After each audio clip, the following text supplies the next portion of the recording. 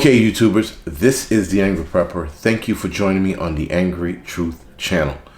So, today's video, we're going to talk about the House Representative Bill 127. Now, every last one of us knows what this bill entails, or most of us do, some of us don't. But it was created by this asshole, Sheila Jackson. I forgot what kind of politician she is or from what state she is. But she created this bill, but she also created this bill with the help of somebody who knows firearms. So this guy, whoever the fuck he is a traitor to the American people. That being said, it does not change the fact that they threw this bill on the House floor for everyone to read, look at, and ponder. Now, I've said this before, I'll say it again, the likeliness of this bill passing is small, but it's still there because this is 2020, and why not fuck up our year? So you have to keep that in mind. The reason why I'm talking about this bill, guys, is so that it's on your radar. At the very least, it's on your radar. So that you know, all right, we got to track this bill. And if this bill fails, we got to track anything else that's coming behind it, which there will be. There will undoubtedly be another bill to follow this one. So the bigger issue, but there are multiple problems with this bill, multiple. But one of the more alarming problems with the bill is the National Firearms Registry. The National Firearms Registry is a bad idea. Why? Because they want to make it public. And let's just say they pull the public part out of the bill. It's still for anyone to just look at, law enforcement usually, to look at and see what you have. From government to local, to state, right? So government, state, local law enforcement could look to see what you have. I don't want them knowing what I own, if I own guns. I don't, obviously, because I live in New York City, right? One of the hardest places to own a firearm. They just make it not impossible. I can afford it. I can go out tomorrow and apply and get all the shit I need and get myself a firearm, but not for $500, I think every 2 or 3 years, whatever it is. Fuck that. I'm not giving the city any more money to own something that we, in the Constitution, should own, right? But nonetheless, states want to throw on fucking taxes and all this shit, and here we are. Because we allow them to do that instead of fighting them every step of the way. We allow these people to tax, put fees on registrations, and here we are. Now, a national registration, why is it bad? Well, for the obvious reason, everyone can see what you own. It's a public registration. So that means anybody can come on and type in John Doe, and oh, John Doe owns 300 weapons. And this is what he owns. And the worst part is, this is where he stores it in his house. So they want to know exactly where you store it. Basement, first floor, second. All right. If you keep it that vague, it's still a bad idea. But all right, second floor where? Master bedroom, kids room, if you're a maniac, you know, your study, your den, whatever it is. So you have to put exactly where you store it. And let's say you have 3 safes and they're in the basement. Well, which 3 safes house which weapons? They're going to want to know that. So a public registry is a bad idea. And here's the other bad idea about it.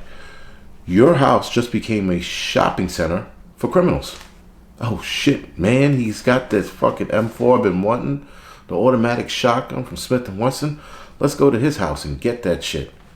Meanwhile, listen, you got a decent safe. It's going to take them forever to break into, but criminals will figure out a way.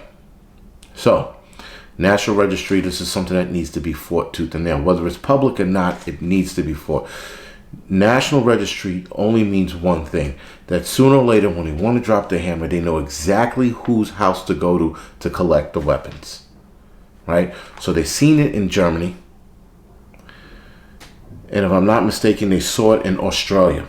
Well, Australia was more of a mandatory gun buyback. But Germany, they were able to, the law-abiding citizens were able to register their guns because they didn't think anything of it. And then what happened? The Germans came in and took the people's guns and then put those same people in a concentration camp. Am I saying that they're going to put us in concentration camps? No. But if they want to drop the hammer and say, you know what? Fuck that. We're taking everybody's guns. They know exactly where to go. The only problem with taking everybody's guns is that's going to lead into bloodshed. Ultimate bloodshed. So I think politicians know that. I mean, at least I hope they know that it's going to turn into a bloodbath if you try to collect everyone's weapons. So, psychological evaluations. Now, there's something to be said about a psychological evaluation and trying to get a firearm. Should that go hand in hand? One side of me says it's not a bad idea, but the other side of me says it's not going to work. Why is it not going to work? Because psych patients know how to work the system. You think a psych patient who's going for a gun is going to sit there and go, I love peanut butter and jelly and Spam? You think he's going to say some crazy shit like that? No. He's going to fucking sit down and play the game. He's going to be like, yes, no, okay, you got a point. Yes, my mother loves me. She breastfed me. My father loved me. He took me out to play baseball. He's going to play the game. So as long as a psych patient knows how to play the game, you're not fucking stopping anything.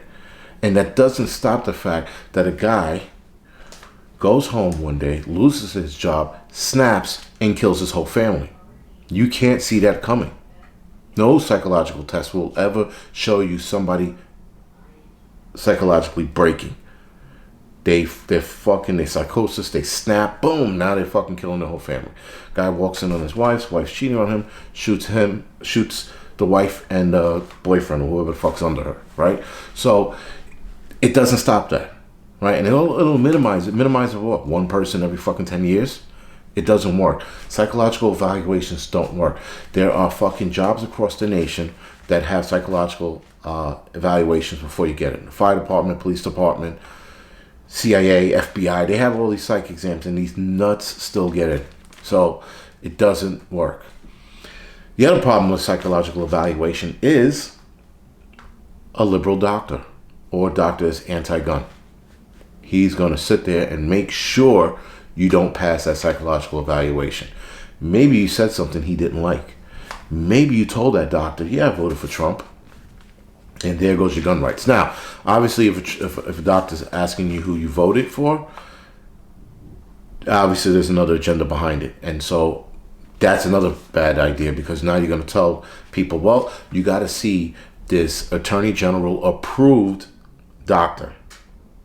And then you go to see this approved doctor, and this doctor's first thing out of his mouth is, well, who did you vote for in the 2020 elections? Well, I voted for Trump. Boom, psychopath. The guy will label you shit psychopath, you'll never get a weapon again.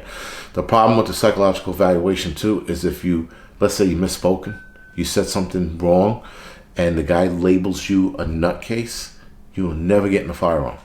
Ever. So that's a bad idea on that side.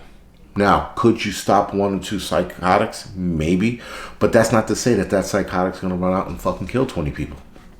That's the other thing. So they're doing a lot of assuming and they're coming up with these common sense gun laws that just don't work. Because common sense gun laws don't stop criminals from owning guns. Doesn't stop criminals from getting guns. It's not stopping a criminal when you pass this bill. He's going to be like, guys, we're going to have to stop out criminally. We're going to have to stop being scumbags and hand out guns. It said no fucking criminal ever. So it doesn't work. Psychological evaluation is dog shit, if you ask me. The other thing with the psychological evaluation is they can evaluate people in your home. So they can psychologically evaluate people in your home, and if you happen to have a hidden nut in your home, you're screwed. Right? If one of your fucking kids opens their mouth and goes, oh, you know what? I was suicidal at one time. Done. You're probably never going to own a gun, at least in that household. Or at least until you ship that kid in a box to a fucking another country and get him the fuck away from you. But that can happen. Right? So what if your wife was suicidal? What if they look into her medical records and find out that she was? Again, they're diving way too deep just to stop you from getting a gun. So this is why I don't think the bill is going to pass. This kind of shit is heavy. And I just don't see them passing a bill with this much shit in it. It just doesn't make sense. I mean, I could see what they're thinking with some of these ideas. It's just, it doesn't work. They can also interview your spouses, your ex-spouse. So, I mean, I don't even know what the fuck, why they even entertain that, why that's in here. All right, so listen, if you were beating your wife, your girlfriend, and you guys divorced or separated, and they interviewed her and she said, well, this is the police record, he was beating me. Okay, I get that. That might make some sense. But 9 times out of 10, you break up with somebody and it's either bad or sort of like on the cusp, and they come to interview her or him, and she's like, fuck that whore. I never liked her anyway. Fuck it. And she did this, that, and the third. He could lie and make up some shit. Now, obviously, if he starts a conversation, fuck this whore, he might have did himself in. But if he sat there in his head, he's like, fuck this bitch. She's not getting the gun. No way. He sits there in front of the guy. He goes, yeah, you know what, man? She was very mean to me. She called me names. She threw mashed potatoes at me one time. Like shit like that. You know, she has a mean streak. That could do you in, right? That kind of shit. Same thing goes for guys. Guys, a lot of us pissed off our exes on our way out the door. So it's going to be a harder battle for us regarding our spouse being interviewed for us to get a firearm. Again, digging too deep. Now you're going back in our past. Now you are absolutely trampling through our privacy, through our private life, just for us to get a firearm, just to see what you can find. The other part to this, and this is not like bad, firearms insurance. Now, I listen, if I own firearms, I would get firearms insurance so that I wouldn't lose. Well, I would insure certain weapons, not all of them, obviously, right? So if I bought a collector's item or something, I would absolutely insure it, just in case it's stolen.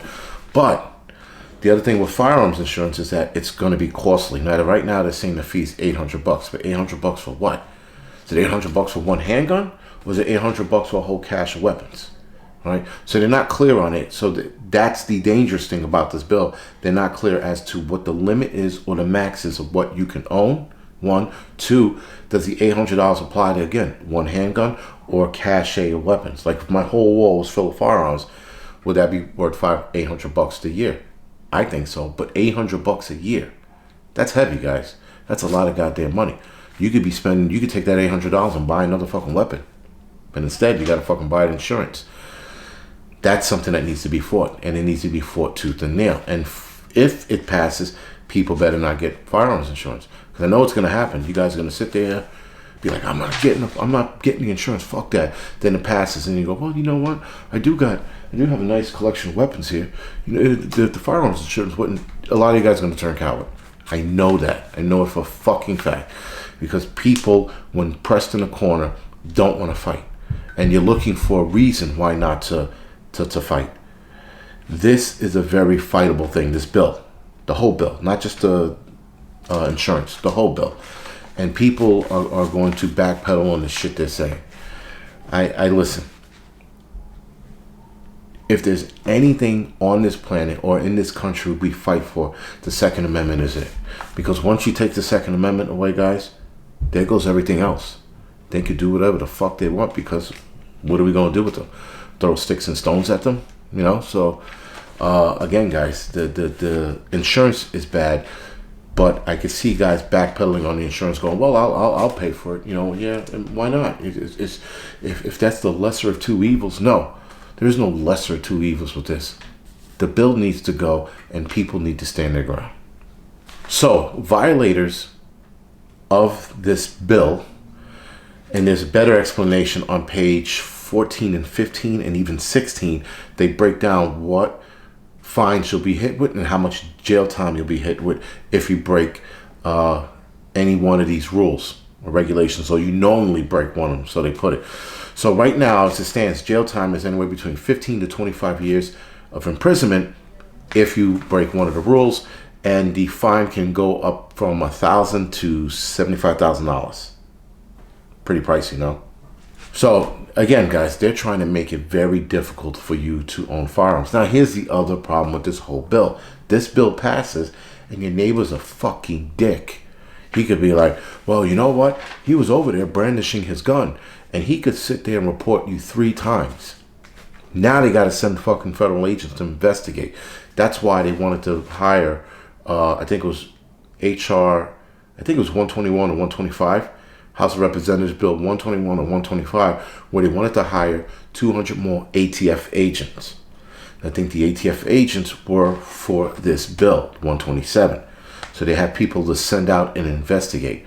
And these guys, the ATF agents, are going to be going on bullshit calls. They're going to be going on false calls because of asshole neighbors. Yeah, it does. I'm pretty sure he was waving his gun at me from across the lawn there. Can you please send somebody to check this out? Now you got motherfuckers stopping by your house every fucking week because your neighbor's a dick. I mean, at that point, you just fucking rub shit all over your fucking neighbor's doors and or fucking spam all over his doors and hope fucking raccoons and shit are, you know, hanging out on his front porch every night. That's a different story. So anyway, guys, you have to watch this bill closely. This bill has to be watched. Like I said, I don't think it's going to pass, but variations of this will start popping up down the line. And it has to be watched very, very closely. Now, New York State right now, we're dealing with a body armor bill where they want to ban all body armor. So now you're banning body armor. I don't know for what. I mean, it's not like motherfuckers are robbing banks around here with body armor on, but whatever. Whatever got in that politician's ass. I think it's, I'll put the bill right now.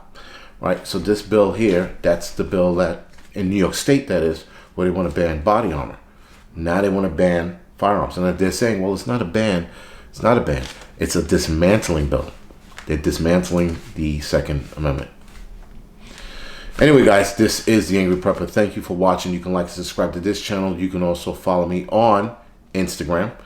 And you can head over to the Angry Prepper channel and like and subscribe to that. Follow me on Instagram and Facebook as the Angry Prepper.